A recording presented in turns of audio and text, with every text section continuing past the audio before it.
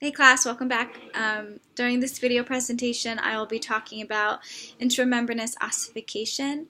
If you could follow along, there is a compare and contrast sheet just below the video of the two ossifications. We'll be focusing on the left side, and then on the right side, the endochondral ossification we will talk about later on. So to start off, this ossification begins in utero during the fetal development, and compact and spongy bones are the developments that we're going to see during this ossification, and they are developed through sheets of the mesenchymal cells.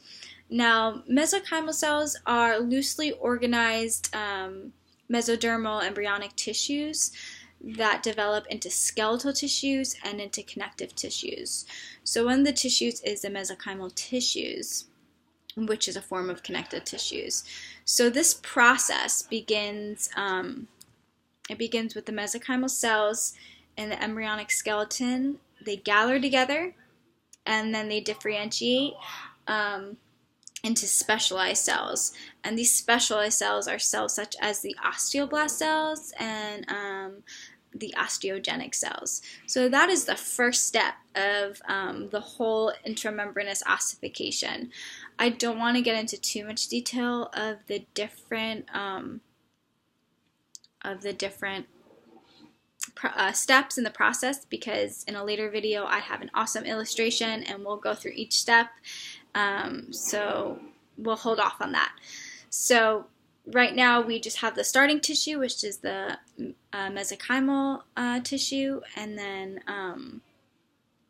we know that intramembranous ossification is the development of spongy bone and compact bones. So what are the bones that are developed? So we have the flat bones of the face that are developed, we have the cranial bones, and then we also have the clavicle bones.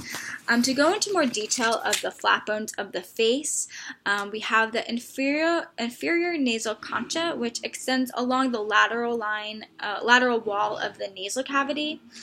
And then we also have the lacrimal bones. The lacrimal bones are actually they're the smallest, most fragile bone, and they're in the front part of the medial wall of the orbit. So in here, we have the mandible, which is down here.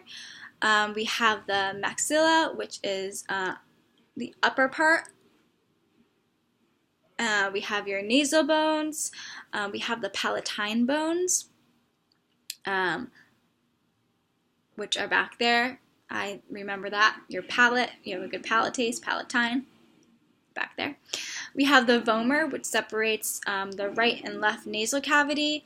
And then lastly, we have the zygomatic bones, which are these bones right here. So that is it for this video presentation for the facts of the intramembranous ossification. And like I said earlier, the next video will be a detailed step-by-step process with an awesome illustration of the intramembranous ossification.